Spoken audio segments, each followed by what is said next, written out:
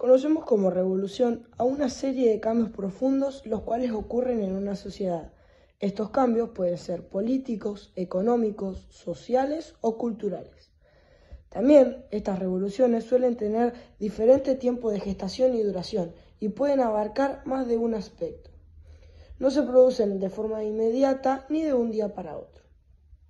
Luego nos encontramos con las manufacturas, que eran las formas predominantes de producción, y las más destacadas eran el pequeño taller artesanal, el sistema doméstico o rural a domicilio y la gran manufactura urbana.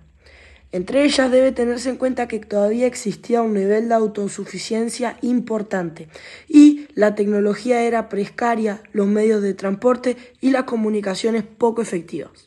Agricultura con capacidad productiva inestable.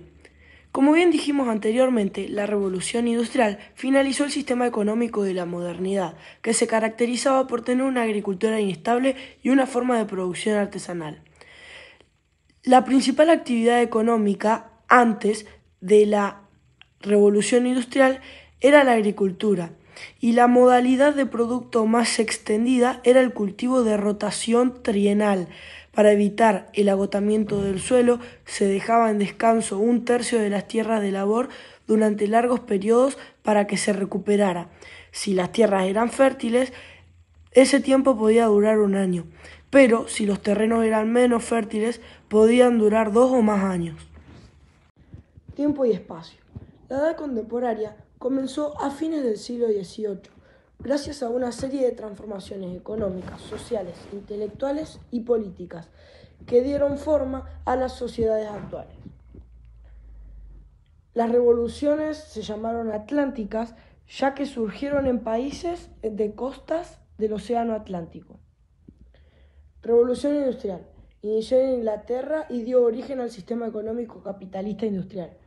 Revolución Francesa de 1789 y movimientos que se inspiraron en ella quebraron los pilares de la monarquía absoluta y de la sociedad del antiguo régimen. Revoluciones de independencia americana. Terminaron con el sistema colonial hispano, todo un símbolo de la edad moderna, y posibilitaron la organización de los nuevos americanos. Una población debilitada por hambrunas y epidemias. La población crecía de manera grande y discontinua, etapas de aumento y etapas de disminución. La población se veía afectada por los efectos de las malas cosechas que provocaban insuficiencia de alimentos. El déficit alimentario alimentaba la malnutrición y la vulnerabilidad frente a las enfermedades. Estas malas condiciones sanitarias reforzaban esta vulnerabilidad. La consecuencia final era un aumento de la mortalidad y las personas rondaban los 30 años de vida. Mejoras en el trabajo agrícola. Las propiedades buscaron nuevos métodos para explorar la tierra sin que se agotara. Así obtuvieron mayores ganancias. Se perfeccionaron instrumentos como el arado, se utilizaron abonos para fertilizar el suelo, se reemplazaron las herramientas de madera por las de hierro, de mayor eficacia y resistencia. Cambios en las técnicas de trabajo. La revolución industrial se caracterizó por una aparición de nuevas técnicas y artefactos utilizados en la producción. La primera industria que surgió en Inglaterra fue la de textil, y su materia prima fundamental fue el algodón. El algodón permitía la fabricación de telas livianas y más económicas que la lana. El surgimiento de las máquinas. Las máquinas reemplazaron paulatinamente al trabajo manual. Las principales novedades se aplicaban en la industria textil del algodón, máquinas de hilar y telares mecánicos. En la industria metalúrgica también se realizaron grandes cambios debido al uso en gran escala de altos hornos que permitieron aumentar y mejorar la producción de hierro. Algunas de las ventajas del empleo de las maquinarias fueron ahorro de tiempo y esfuerzo, posibilitaba la fabricación en serie y permitía sustituir materias primas escasas por otras más abundantes. La utilización de nuevas fuentes de energía. El uso de la máquina a vapor, con su uso, creció la capacidad de producir. La nueva máquina inventada por Thomas Newcomen y puesta en funcionamiento por James Watt en 1769, utilizaba la fuerza expansiva del vapor del agua para movilizar elementos mecánicos. La máquina a vapor impactó sobre toda la estructura industrial y se utilizó en diversas actividades.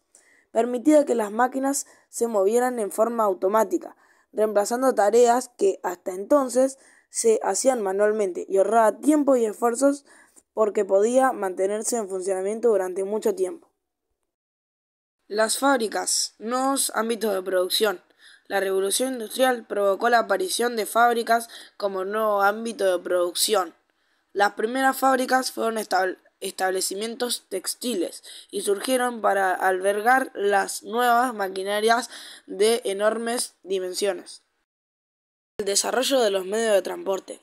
El desarrollo de las vías de comunicación posibilitó el traslado de personas y mercaderías de manera más rápida. La construcción de canales y carreteras en Inglaterra en la segunda mitad del siglo XVI. El desarrollo de los medios de transporte. El desarrollo de las vías de comunicación posibilitó el traslado de personas y mercaderías de manera más rápida. Las construcciones de canales y carreteras en Inglaterra en la segunda mitad del siglo XVIII obedeció a esta necesidad. Durante el siglo XIX se creó el ferrocarril. En 1825, George Stephenson puso en funcionamiento en Inglaterra el primer ferrocarril del mundo, impulsado por una locomotora de vapor, y 6 años después, en 1831, esta locomotora unía Manchester y Liverpool. Pero en 1807, Robert Fulton construyó en Estados Unidos el primer navío de vapor con utilización del vapor como energía. Las velas fueron reemplazadas por motores. La conformación de grandes mercados. La conformación de los grandes mercados nacionales e internacionales fueron muy importantes para la industrialización porque permitió contar con consumidores para sus artículos.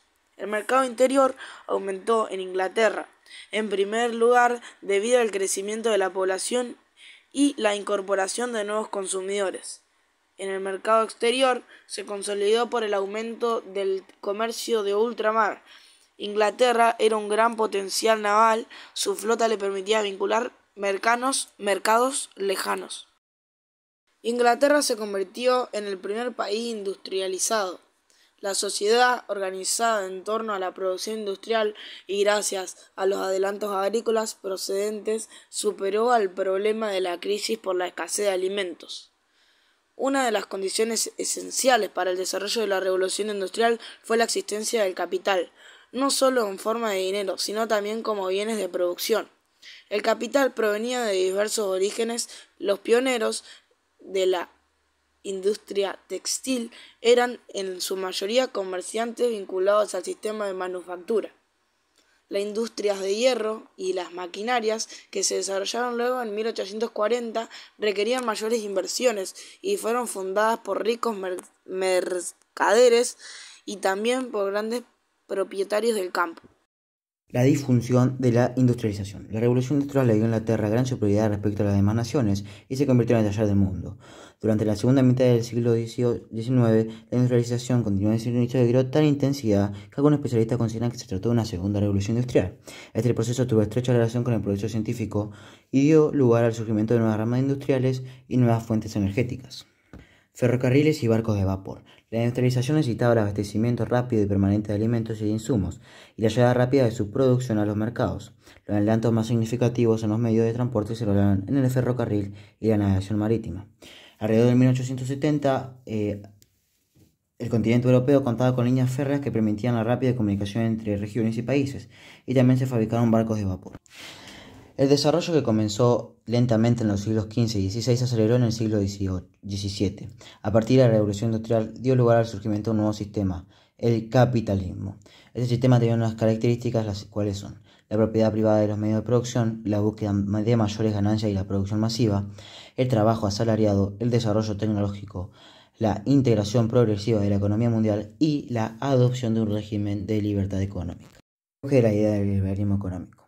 La idea del liberalismo económico fueron aceptadas por los empresarios. Estos integrantes afirmaban la existencia de un orden económico natural regido por las leyes del mercado, es decir, que defendían la fórmula dejar hacer, dejar pasar.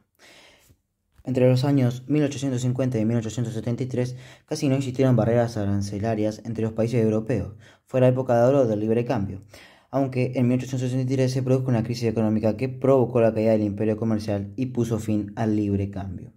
Las crisis económicas se reiteraron durante los siglos XIX y XX y muchos economistas las han calificado como crisis de superproducción. Cambios en el comercio mundial. La industrialización produjo profundos cambios en la cantidad y el tipo de productos comercializados. Hasta el siglo XVII, los principales productos del comercio eran las especies, los metales preciosos, entre otros, y las personas esclavizadas. Aunque desde fines del siglo XVIII hasta 1913, el tráfico del mercado mundial se multiplicó más de 50 veces. La división internacional del trabajo. La organización del mercado reflejó una especialización en las actividades productivas de los países. Esta misma implicaba una diferencia entre países industrializados y los que no, y recibió el nombre de División Internacional del Trabajo. Esta división luego generó un desequilibrio entre los países industrializados y los que no, ya que en 1930 se produjo una serie de problemas que afectó a los países no industrializados cuando cayeron drásticamente la demanda de sus productos. El industrial determinó la aparición de nuevos sectores sociales, la burguesía industrial y el proletariado.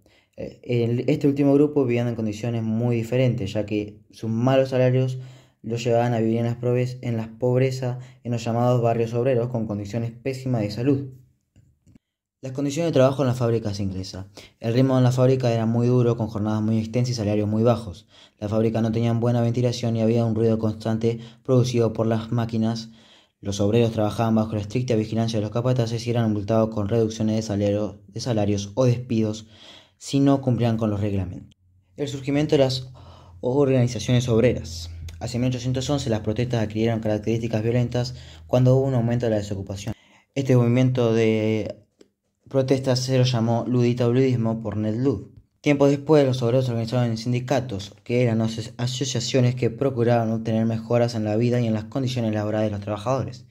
Los sindicatos ingleses también eran conocidos como trade unions, uniones por oficio, y reclamaban reducciones en la jornada laboral y aumentos salariales. En el año 1800, el Parlamento prohibió las asociaciones laborales y sus actividades fueron consideradas ilegales.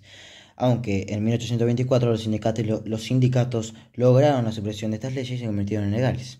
Las demandas políticas de los obreros ingleses se conocen como cartismo, porque en 1836 estos sindicatos enviaron al Parlamento una petición denominada la Carta del Pueblo, y allí proponían reformas políticas como el establecimiento del sufragio universal.